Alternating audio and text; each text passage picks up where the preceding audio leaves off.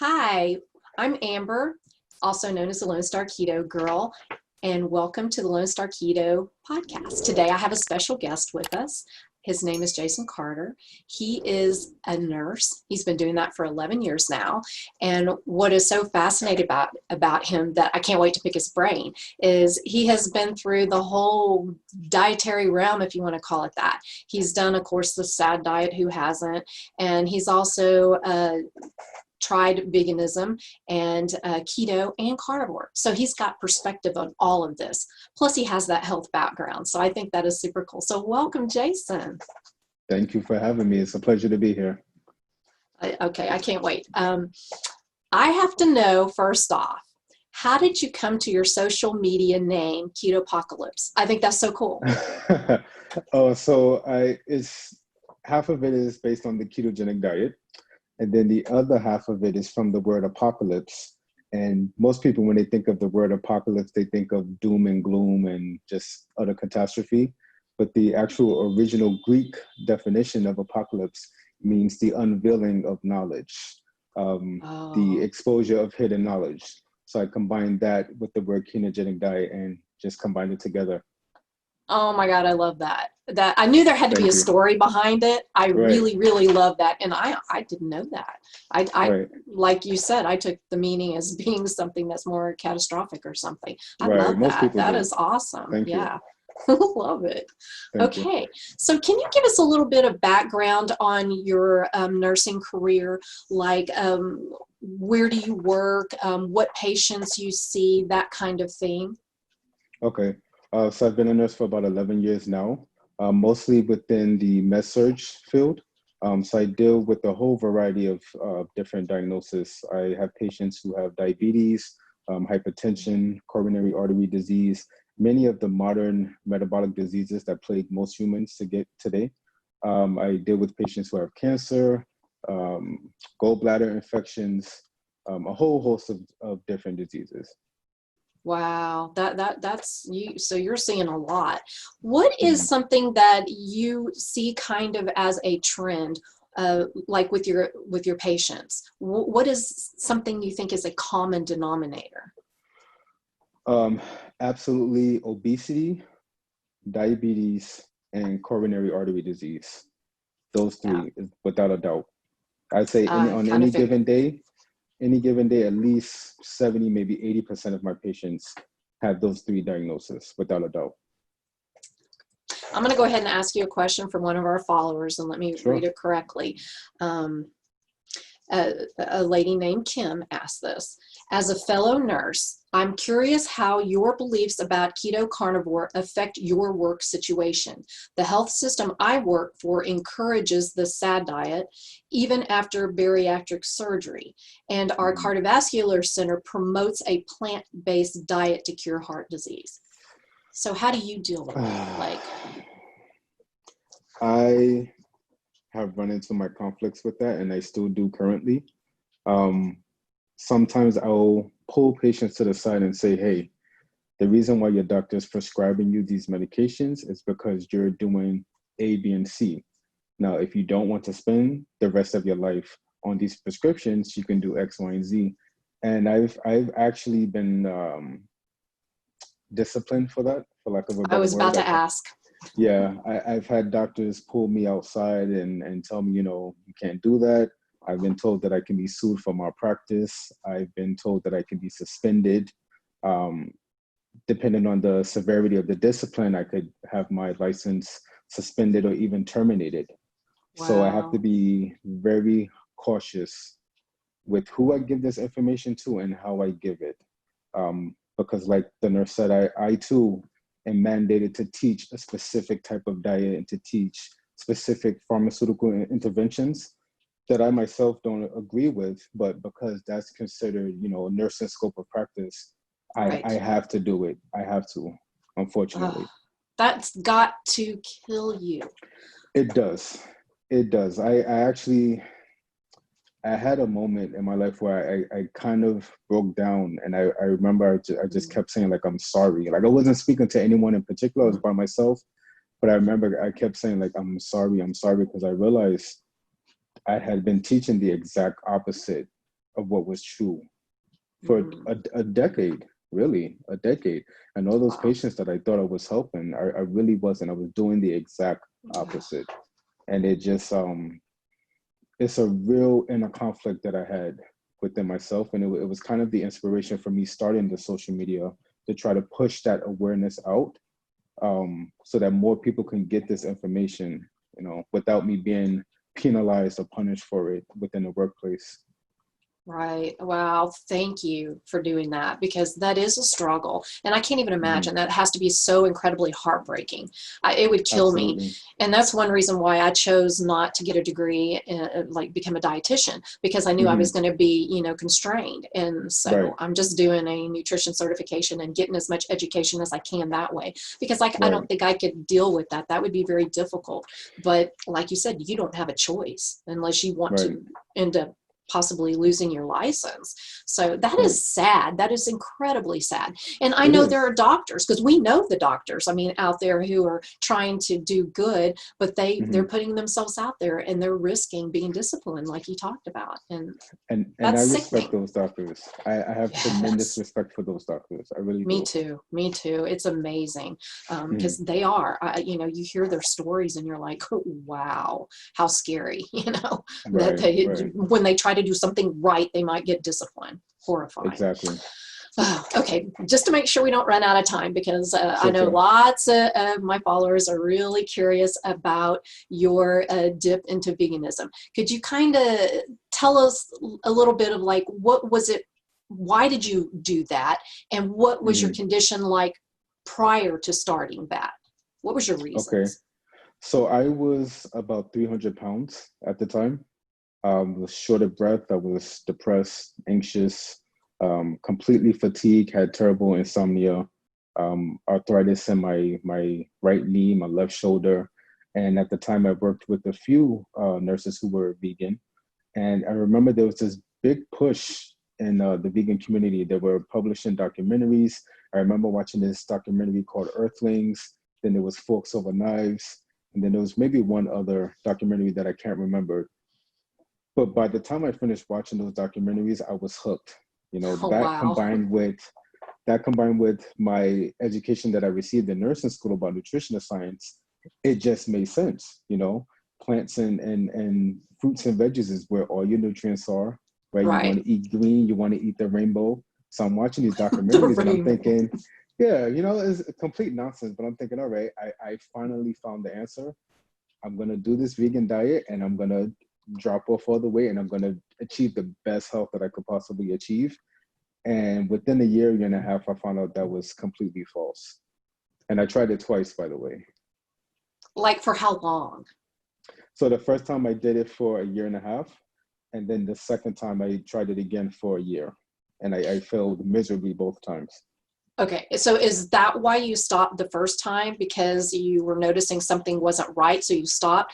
And let me guess, you thought you might be doing it wrong, so you tried it again? Exactly. Yeah, because you know, been there, you get done the that. typical, you get the typical response from vegans. Oh, you didn't do it right. You were never really a vegan. Right. You didn't eat this mango from that island, and just a whole bunch of dogmatic nonsense. But I fell for it, and I decided to try it again, and of course, it didn't work. Okay, so tell us why it didn't work. Like, why did you think it failed? Okay. Well, initially, I thought it was working because I was dropping weight rapidly. You know, when you're surviving on spinach and apples and mangoes, of course, you're going to drop weight, right? So I was 300 pounds at the time. I maybe lost 60, 70 pounds. And people were giving me compliments. I'm thinking, hey, like, wow, like, this is actually working. But I still had insomnia. I was still depressed. I was still anxious. The arthritic pain got even worse. I started breaking out on my chest and my forehead. Just my whole quality of life began to diminish week by week by week. And I had to confront that with what I saw in the mirror. Because what I saw in the mirror was telling me, hey, you're doing good, you're thin, you're healthy. But how I felt inside was saying the exact opposite. That's I hear this story a lot, and it's not surprising. And so you decided to stop. And what did you do then? Did you go back to the SAD diet? Absolutely. You did. Okay. I And what rebounded happened? hard. Yeah. Okay. I So what had a happened? hard rebound. I started eating pizza again. I started eating ice cream, cheeseburgers, French fries, everything that got me to 300 pounds. I basically indulged in it, and I shot right back up. Oh, geez. And what about your conditions, like your, anxiety, depression, and all that? Did that get better, or did it get worse? What happened? It was the worst it's ever been. It was the worst it's ever been. Yeah. Yeah, because I was frying everything in corn oil, canola oil, vegetable oil. It was horrible. Yeah. Yikes, yikes, yikes. Yeah. When you think back, you're probably going, oh my God, what was I thinking? I mean, I did the same thing. I keep my before photos on my phone. And sometimes I forget they're even in there when I'm scrolling through my photos and I see the 300-pound Jason. I'm like, oh my God, like that's not me. What the hell was that about? Yeah, like I know that feeling very well. It's almost like you start to think of that person as somebody completely different. Like you don't really even know that person anymore, and you kind of feel sorry for that person, or you kind of want to help that person. It's kind of this whole out of body experience, or at least it is for me. Yeah. Okay, so you did it again. You did the vegan diet again. What was different this time? What did you do? The same exact things, or did you do it correctly according to whatever you were doing wrong the first time? Right. So this time I made sure everything was organic. I had the best apples, the best grapes. I even bought imported seeds, chia seeds, pumpkin seeds, barley, millet, all types of different things, all organic, all local, and still it didn't work. I was eating the meat substitutes, tofu. I was making smoothies. I did a plant-based jute fast. It was just, there was nothing I could do to reverse the damage that I had done to my body with that diet. Absolutely nothing. Goodness. Absolutely nothing. And you definitely cringe now. I can imagine. Oh yeah. I mean, I even joined PETA. I joined PETA, and I became one of those obnoxious vegans that felt morally superior. I remember I would be at work and I would judge people. I would see them eating, chicken or whatever it was they were eating. And I would say, how could you eat that? I would basically ruin their experience because I felt like I was saving the planet. Right. And I look back on it now and I was just like, man, I was so ignorant. Do you think it's almost like a brainwashing, because it's not really about health? They may say it is, but really it's a more of a moral thing. It's an ideology. Yeah. That's the word I wanted. Yeah, it's based on ideology. It ignores nutritional science. It ignores human anthropology. It ignores anatomy and physiology. It's all based on ideology, and they've turned it into a culture rather than basing it on science. And I don't think many people will realize that. The people that are heavily entrenched in the vegan diet, I don't think they understand that. Yeah, they probably don't. No, they don't, because they have a huge industrial marketing machine behind their movement. Yeah, right.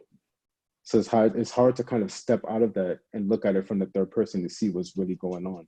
Yeah, and when you're in the midst of, you're in this crowd, you're in your community, it's like an echo chamber. And so It's hard to really allow anything else to penetrate your mind. And I mean, that happens with everything, but I think it's really prominent in that. I mean, even in carnivore, it happens. But okay, so you obviously stopped again, but why and what did you do after that? Did you go back to SAD, or had you found keto? What was that? Yeah, so I went back to SAD again, shot back up to 300 pounds. And then I had a moment where I just felt like I had reached my breaking point and I had to find a way to lose weight and lose weight fast. So I started Googling, different ways to lose weight. And I skipped maybe the first 4 pages of Google search results because I had tried everything that they were recommending. Low fat, fat free, whole grains, all that nonsense was maybe like the first 4 pages of Google. So I'm skipping through that. And then this was back in 2013, 2014. And I finally reached something called the Low Carb Diet. So I click on it, I'm reading different articles about it. And it's basically saying, eat higher fat meats, eat low carb vegetables, low carb fruits if you want. You could even include nuts and seeds if you want. So I decided, okay, I'm going to eat spinach, avocado, and eggs. And I'm going to fry the eggs in as much butter as I want. So my goal was to hit, it's absolutely wonderful. My goal was to hit 50 grams of carbs per day. Now at this time I had no understanding of nutritional science. I didn't know how to count macros. I was eating maybe 14 grams of carbs per day. And I thought I was eating 50. So I kept doing that. And I remember on the 10th day, I woke up at 3 a.m. and my brain was absolutely wired. Like I had mental clarity, I had extreme focus, I felt energetic, my body felt like it felt very light. I felt like I had just this energy just emanating throughout my entire body. And I remember thinking like, this is weird. Like it feels good, but something is different. I don't know what this is, but something is off. So I started searching again. And eventually I found out about something called ketosis. And my only understanding of ketosis was based on ketoacidosis, which I learned in nursing school. Right. So of course, the nurse brain in me is thinking, oh my God, I'm in ketoacidosis, I'm gonna die, blah, blah, blah. I'm gonna have to go to the ICU, all this nonsense. And then eventually I found this book called the Keto Clarity, written by Jimmy Moore. That was one of my first. Yeah, I bought that book, I read it, and as I'm reading the book is when I realized that everything that I thought I knew about diet and nutrition was absolutely false. It completely shattered the paradigms that I had surrounding nutrition.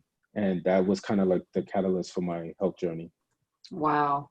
That's huge. And I know what you mean when you first actually feel ketosis. For me, I didn't know how to put it into words other than euphoria. Exactly. I felt euphoric, and I had never felt anything like that in my entire life. And it was, I was shocked because I didn't understand how I didn't know about that.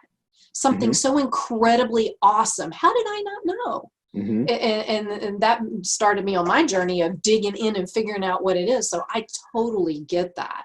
So let me ask this real quick. When actually go ahead and talk about how you got into carnivore, because I'll have a question after that. Okay. Well, with carnivore, I was doing the ketogenic diet, but I found that I was more so focused on weight loss. I was still eating the same foods that made me gain weight. So what I was doing, I was eating the keto substitutes. Right. So like keto protein bars, keto cupcakes, keto brownies, keto cheesecake. Yeah, all that kind of stuff. And I realized, I just replaced my addiction to carbs with my addiction to these sugar-free alcohol sweeteners. And it actually, what it did was induce more of an appetite. And I would just, binge on these keto bars, and it would actually knock me out of ketosis. Yeah. So that actually led to me gaining weight again, maybe about 40, 50 pounds. At that point, I restarted the ketogenic diet. And this time I was eating beef, eggs, cheese, and avocados. That's all I was eating. And then one day I found this forum called, I think it was called zerocarb.net or something like that. Zeroing in on carbs or something. Yeah, right. And basically there was an article saying that, you really don't need to eat any vegetables or fruits.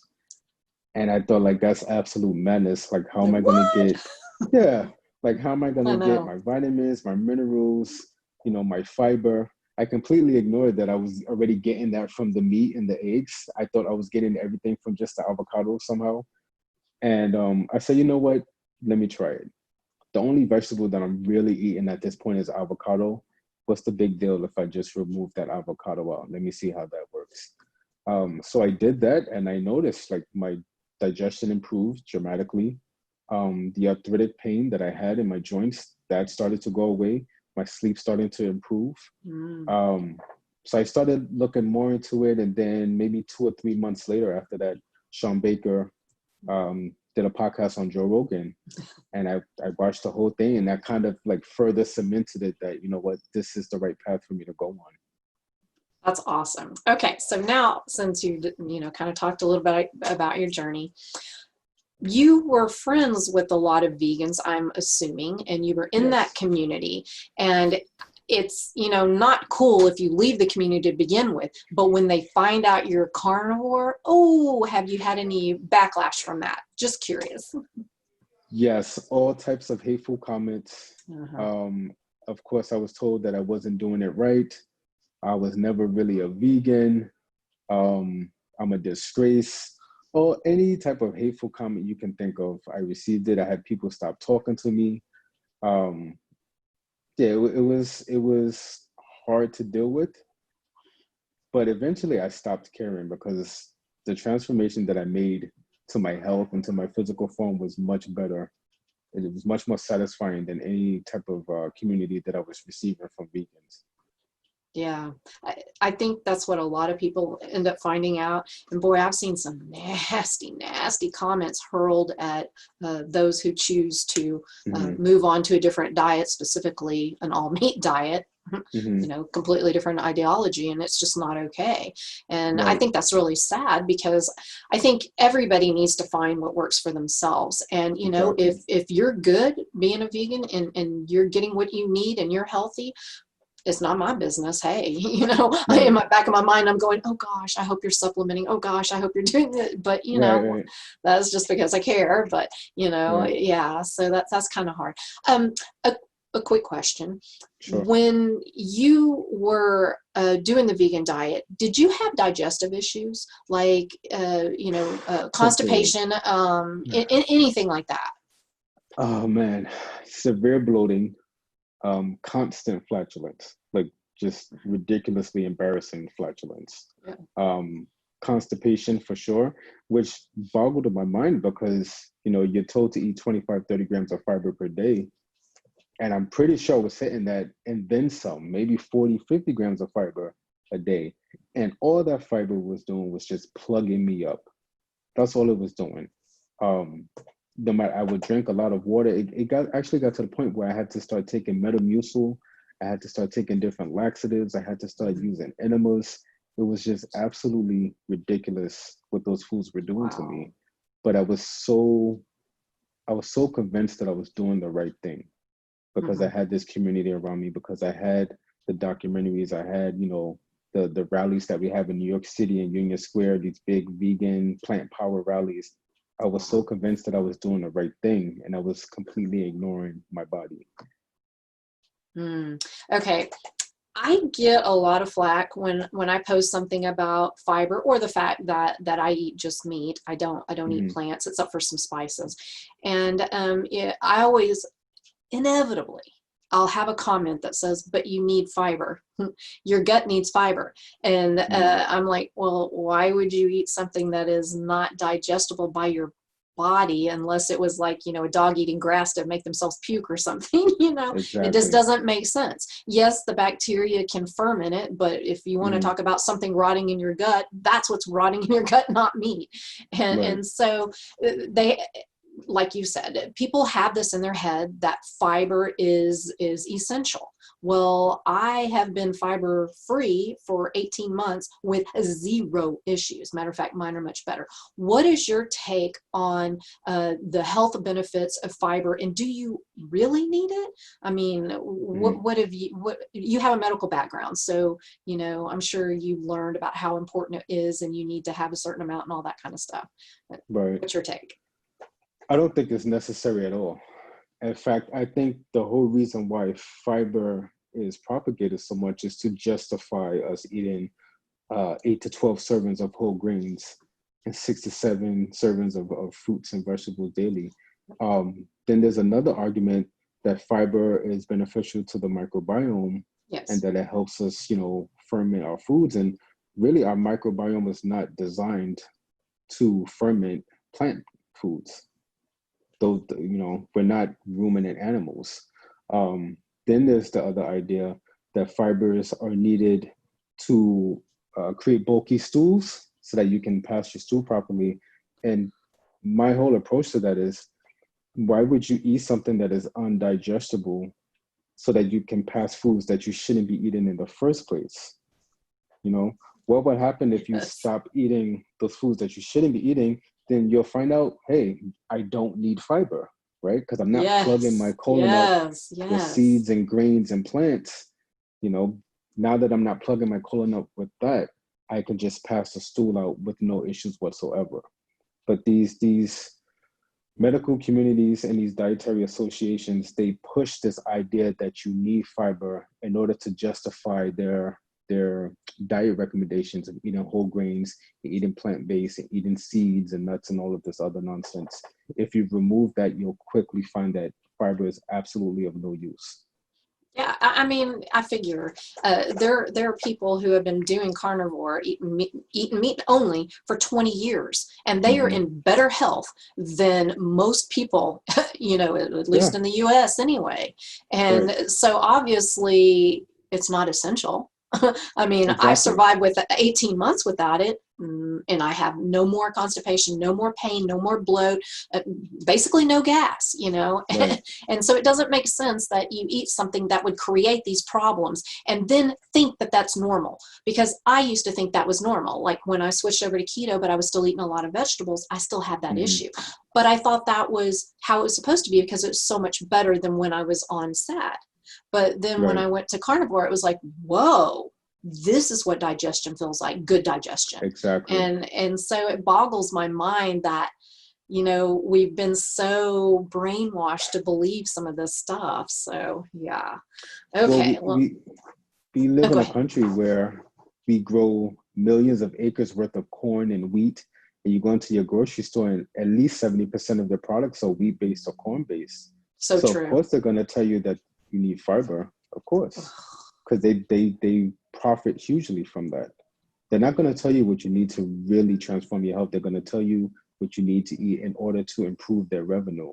And I don't think most people understand that. Perfectly said. I'm going to quote that. I'm going to take out that quote and make a meme because that's a Jasonism. Sure. That's a good one. I like that. For sure.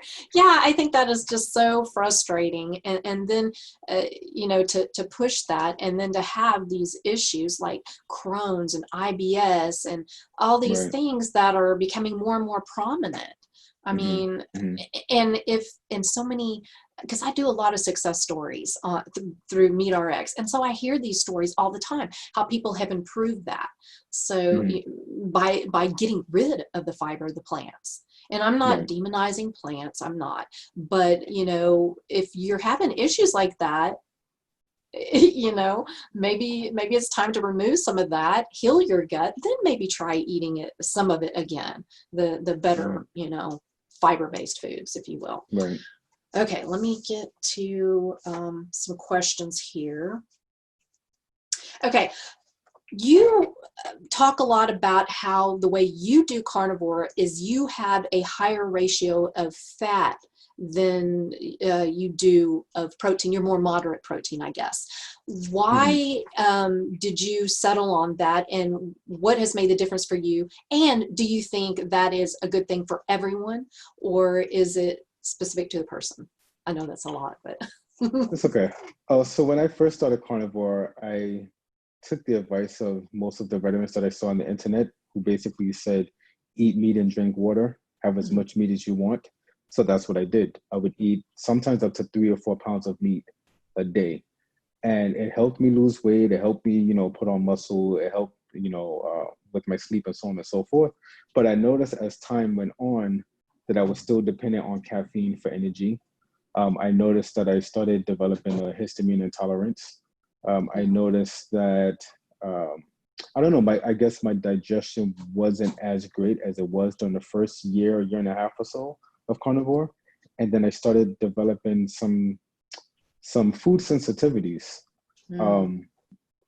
Also, what I noticed, actually, what the trigger was for me is I had my blood sugar tested this February with the doctor. My fasting blood glucose was 95.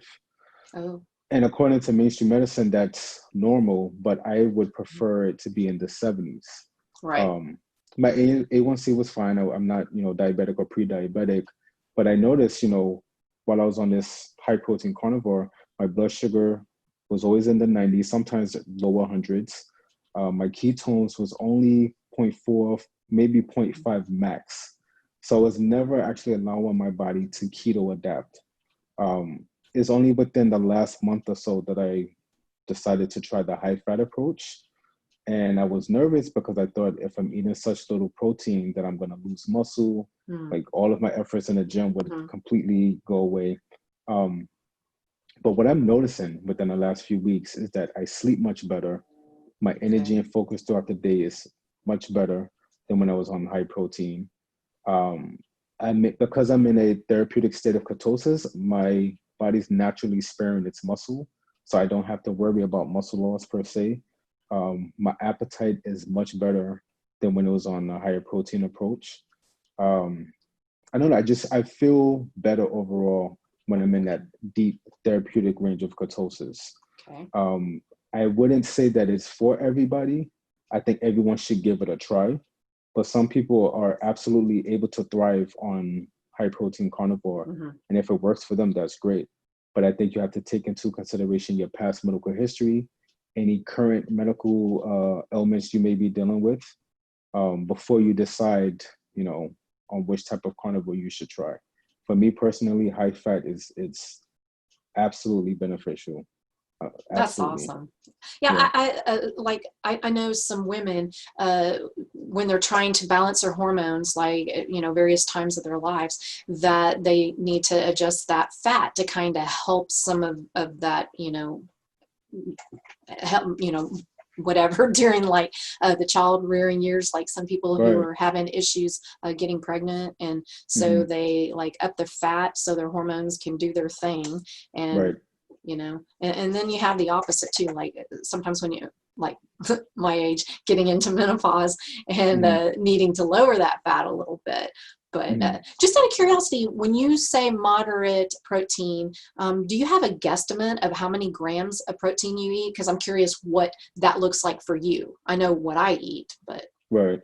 So most men, if you're taking a high fat approach, only need between, I would say 60 to maybe 90 grams of protein per day. And that could vary based on your height, your weight, your level of physical activity. Right now, I'm making my max at 75 grams of protein per day. Wow. And that's been working well for me. It's mentally, I'm still trying to get used to it because I'm so used to eating 200, 300 grams of protein a day. Wow, that's and a big difference. And I had that bro science mentality where, more protein means more muscle.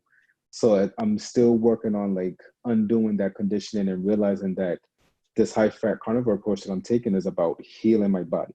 It's not so much about aesthetics, not so much about building muscle, but it's really trying to heal my body. And then I can focus on fitness and aesthetics after that. That is perfect what you just said. And I think that's what a lot of people are coming to finally understand, is that you got to focus on the health first. You got to get your body healthy so it can work for you, and quit worrying so much about aesthetics. Like you said, the outside, your body don't care what you look like on the outside. Don't care. It's about survival. It's about doing what it needs to do to keep you alive, not so you look all good in a picture and can fit in your cute jeans and stuff. So yeah, it's that's a huge thing. And I'm seeing more and more people step up and do that and be okay with maybe not looking perfect on the outside for a while so they can heal. And I love that. I think that is such an important message. And that is something that I, for most of my life, have just kind of pushed aside, because it's all about how you look. It's all about the number on the scale. And so it's always about weight loss. And now with my clients, I try to work more on, let's get you healthy. How about we get healthy first, and then we'll start really worrying about the weight. I mean, I get it. I mean, who wants to be large? You get it. But health is so important. I think social media amplifies that. because I can't tell you how many times I received a message asking me what I eat, when I eat it, how do I eat it, because they see a transformation photo and they think I'm going to do exactly what he or she's doing so I can look like that. And that's not how it works. Exactly. That's not how it works. You have to take into account your own level of physical activity, your own past medical history. There's such a thing called bio-individuality. And most people don't understand that. Yeah. So now I tell people like, hey, like, don't do exactly what I'm doing. If you want to do the high fat approach, that's great. You want to do high protein, that's great. But me telling you what I eat in a day is not going to help you. I'll tell you what foods to eat, but you can't mimic me and think you're going to have the same results. Like, humans don't work like that. So true. Yeah. Yeah. Another quote. That's another good one right there. But it's the truth. That is so true. And I get it all the time. And I like with you, I'm trying to take the focus off of that. So on my social media, I've stopped posting as much about the before afters. I'm not doing that as much, and I'm trying to kind of focus more on the health aspect. Every once in a while I will, but I try not to make that a big deal anymore, because I think there's way too much focus. What did you do to lose that weight? Yes. Well, how about we talk about let's heal your body, and then the weight should follow when you're ready. Anyway, okay. I'm so glad you said that. Okay, I just started. Okay, Danielle, I just interviewed her. Oh, actually, her podcast version is coming out today. Awesome. So she wanted to know, what are some good fat sources for someone who's doing carnivore who can't eat eggs or dairy? Okay. Well, I'll tell you what I use. I use grass-fed. It doesn't have to be grass-fed, but I use grass-fed beef fat trimmings. Sometimes I'll use ghee. Just the other day, I posted some camel fat that I actually buy from Amazon. What else do I use? I think that's pretty much it. Or pork fat. So it's mostly like the animal fat trimmings, ghee, tallow, or the camel fat is what I prefer to use. Tell me about camel fat. Does that have like a weird taste? What is that? I mean, it has a nutty flavor. It has a nutty flavor, but I bought it just because, just the appeal of eating camel fat. I just decided to buy it. But also it has a high smoking point, which makes it great for frying foods. And it also has a very high source of vitamin B12. So that's what kind of sold me on it. Cool. Yeah. I may have to try that. I've been doing like these, trying things like liver in various ways and different organs, just because I've always been squeamish about that. So I'm forcing myself to do it and, put it on video, because my reactions are pretty dang funny, but, but I try, I really do. I try. So I think that's a cool thing. I may have to try that. Okay.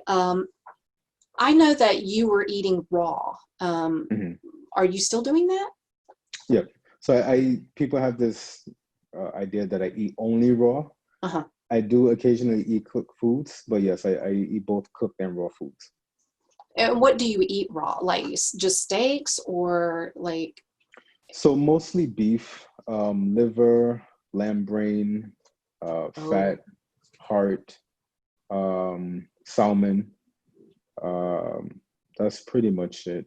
I've yet to try raw chicken or raw pork, but it's mostly, I do want to try it though. I do want to try it, but mostly beef and fish I eat raw.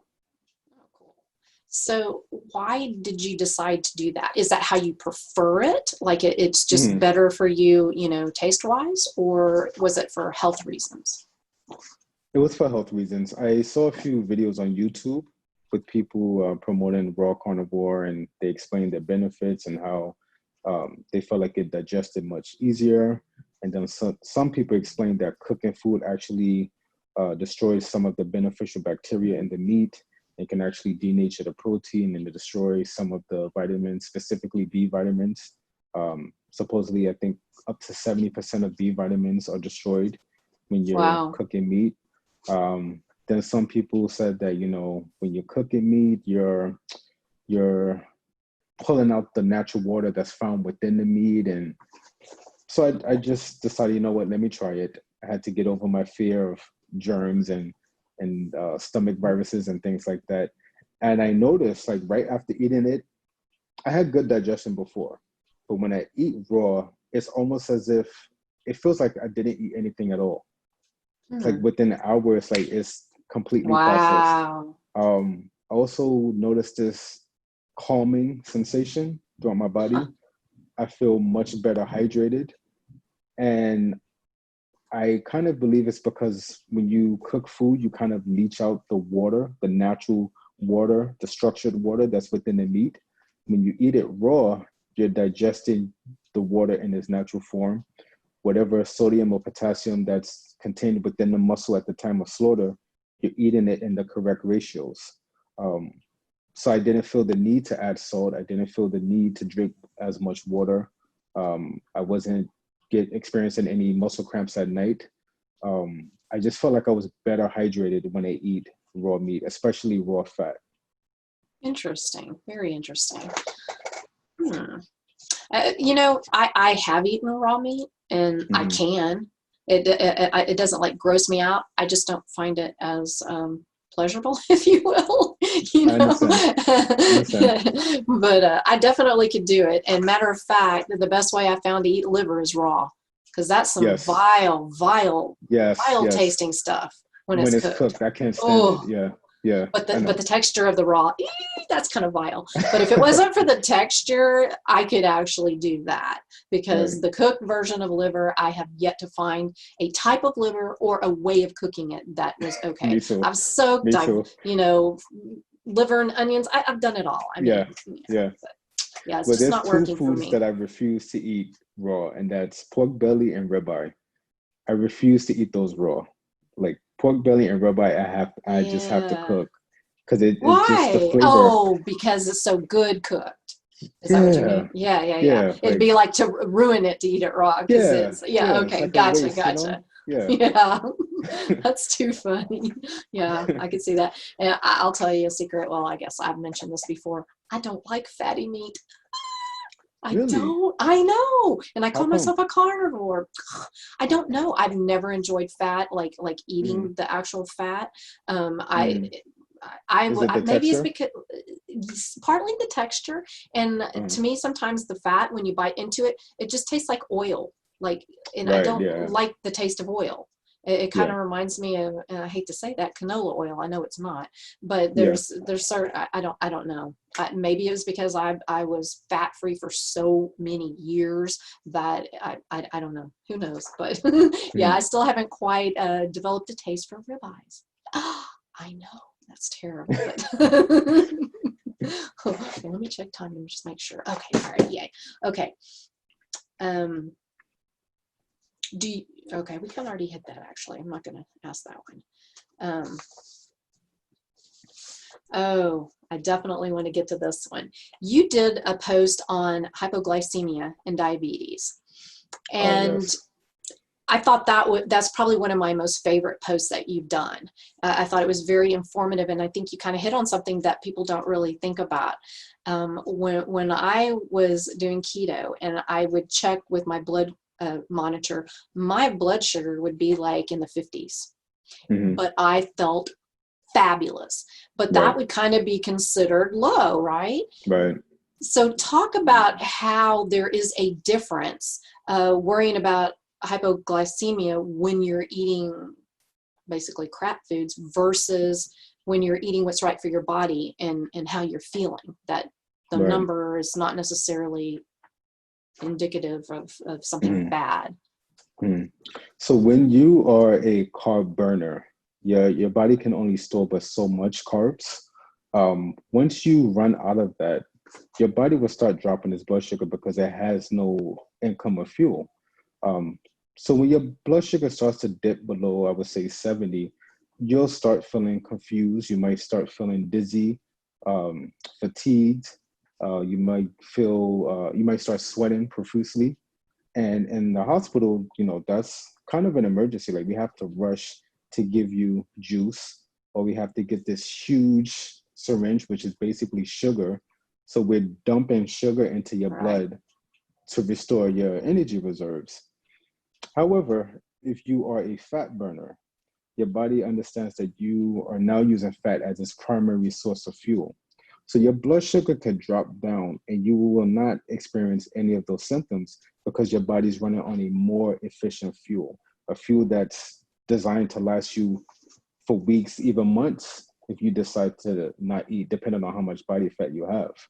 And I don't think many healthcare professionals are trained on this because they have this idea that blood glucose is the primary source of fuel, is the preferred source of fuel. Right. And I kind of have a theory about it, and I could be wrong. And my theory about it is, I don't think it's so much that your body prefers to use glucose.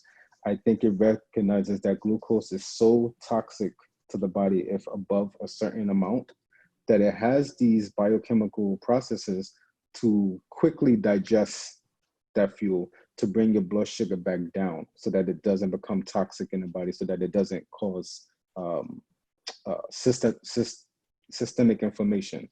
I think scientists interpret that as the body preferring to use sugar. I say no. I say the body's really trying rapidly to bring that blood sugar down to prevent toxemia in the body. But I could be wrong. I think that's a great theory, and it makes complete sense if you kind of understand the whole picture, not just what you're kind of taught in nursing or medical school. So yeah, okay. Can you talk about what are the signs of hypoglycemia, like when you're actually having the signs, not just the number on the meter?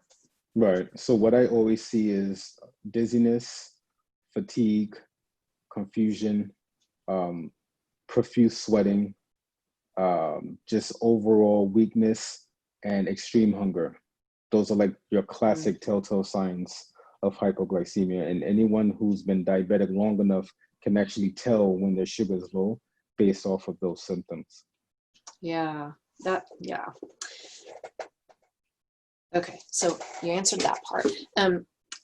I actually just found out that my dog is diabetic.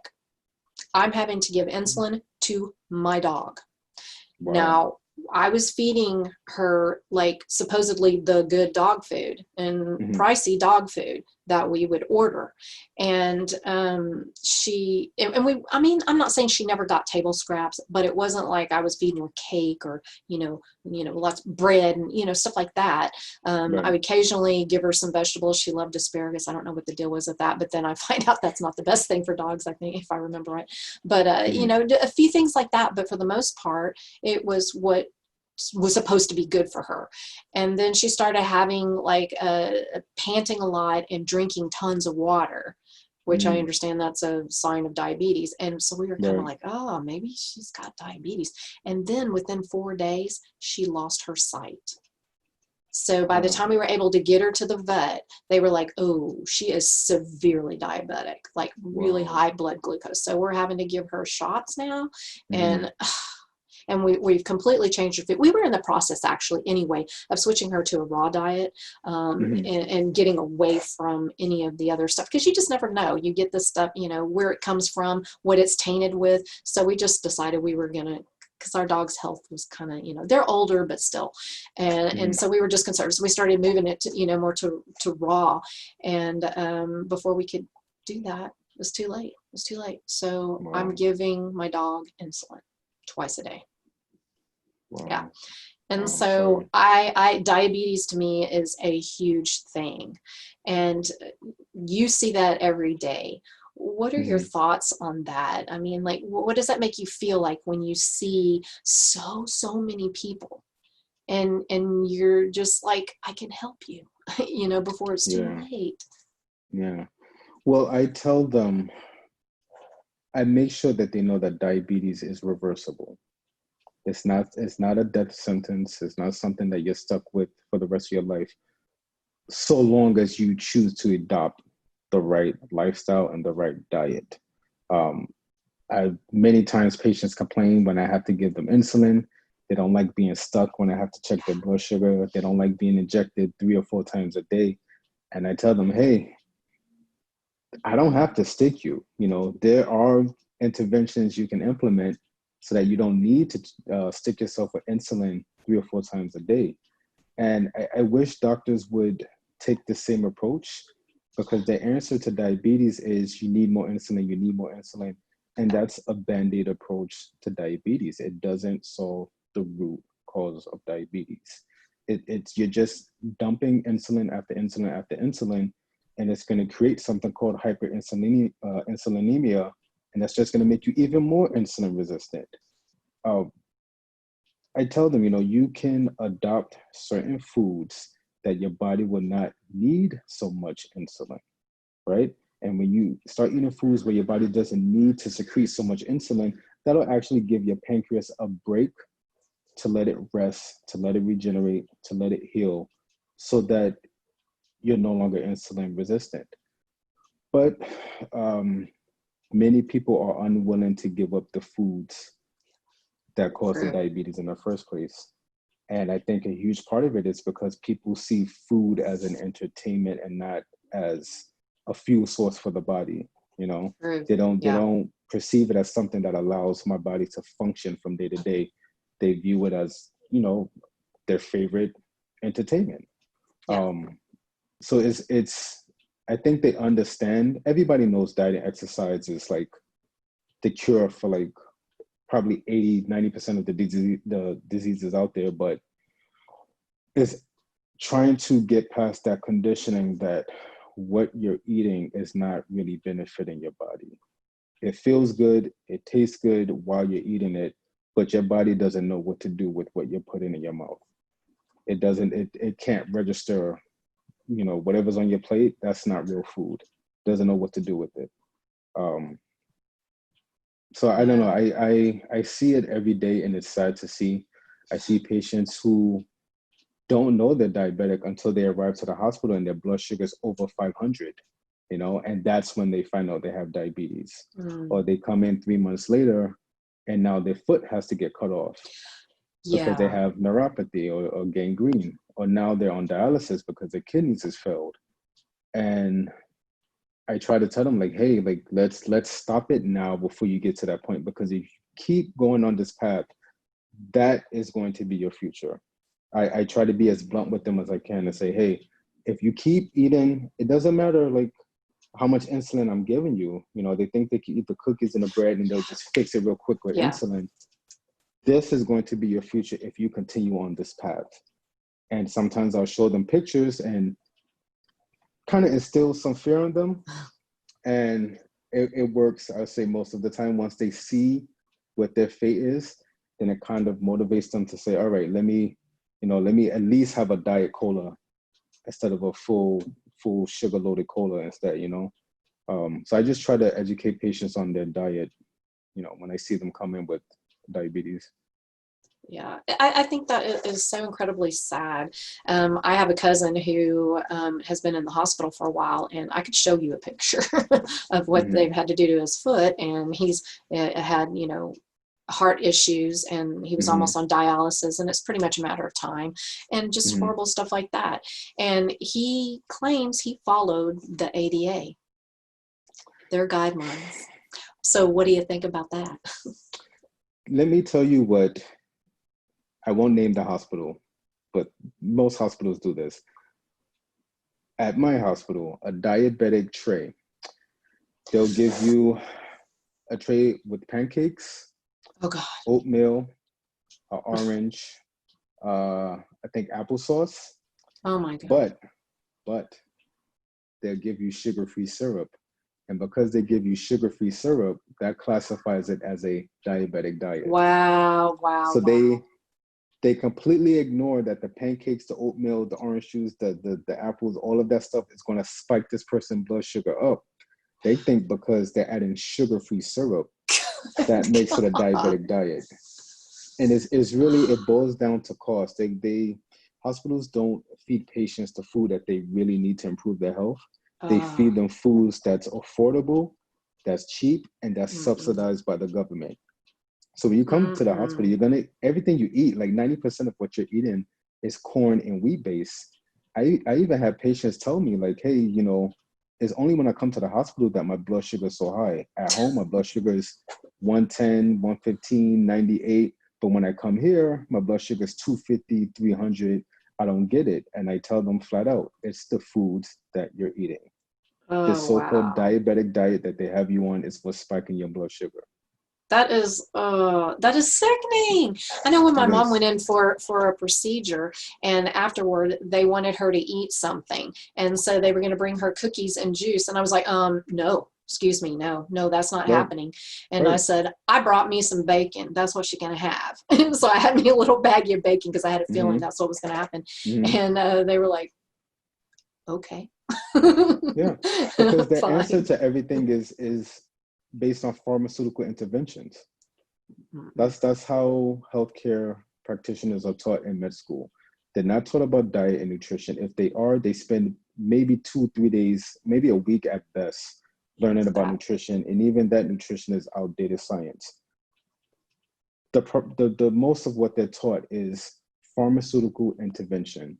You come in with this symptom, do this test, give them this pill, give them this injection, send them on their way. And that never addresses the root cause. Yeah, absolutely. Oh, okay. We are almost out of time, but I wanted to let me find it's kind of a fun one, I suppose, that I was asked.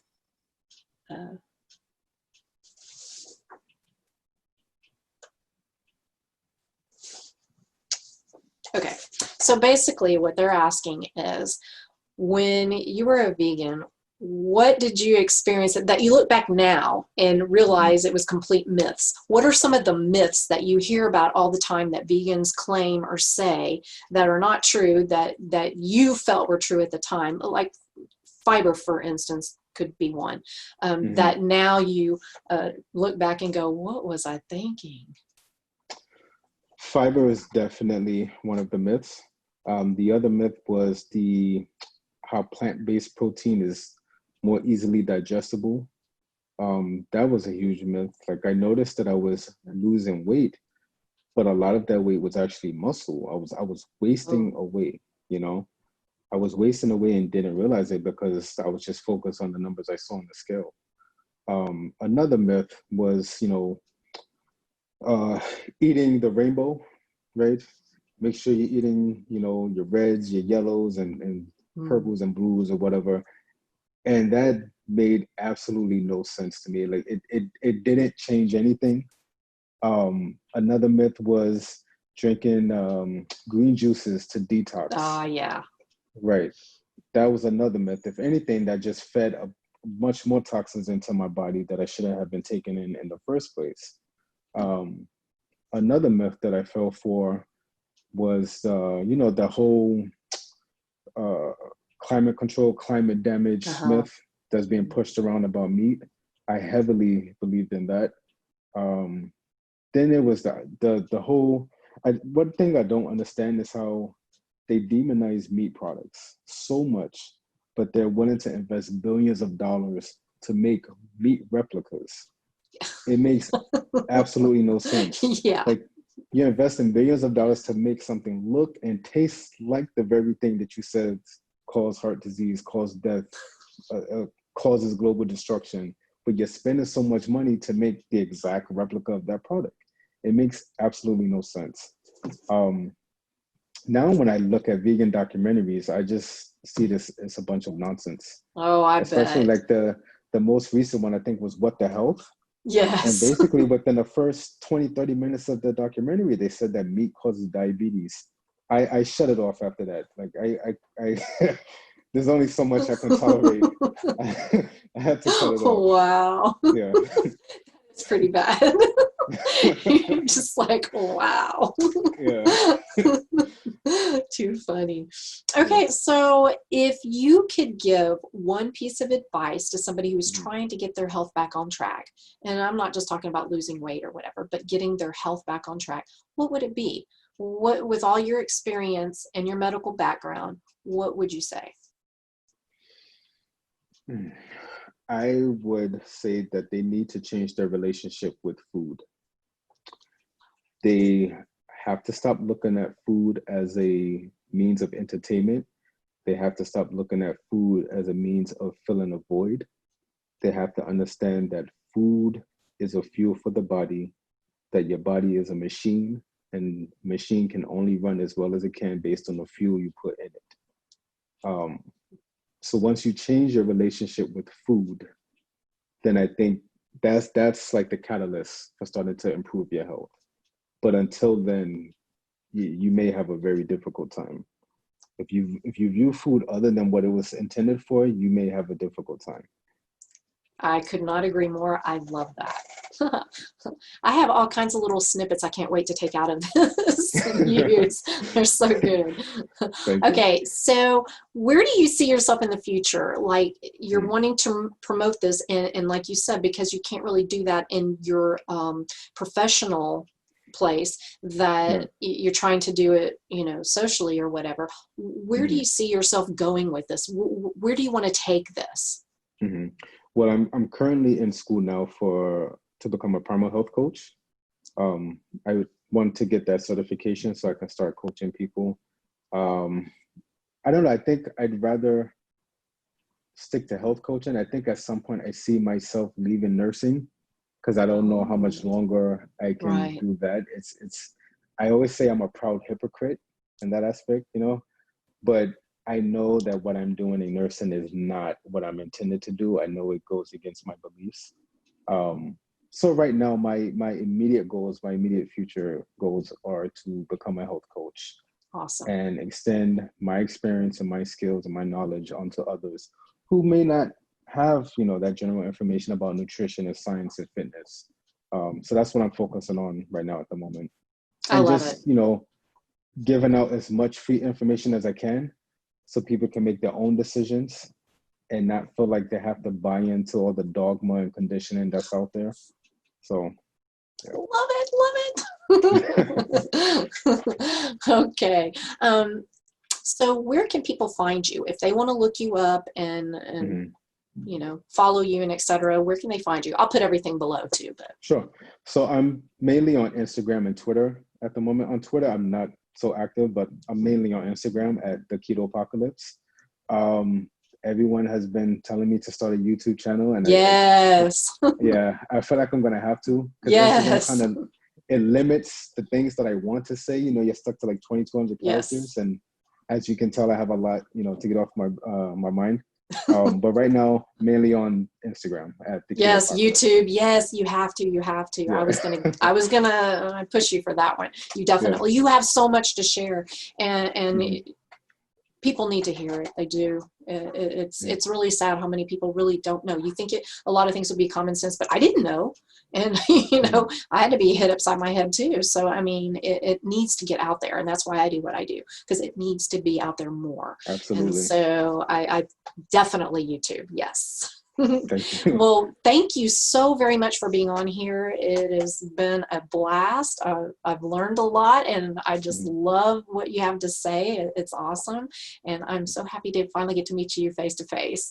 So, well, as face to face as we can be. It was awesome. Thank you. This is really fun. I enjoyed it quite a bit. Yeah, it's a lot of fun. So much. Also, y'all, hit the little subscribe button below, please, and notification, and follow Jason for sure. I'll have all the information below, so be sure to follow him. He is amazing. You'll love him. Anyway, well, thank you so much for watching. Bye, Jason. All right. Bye. Take care. Have a great day. Same to you.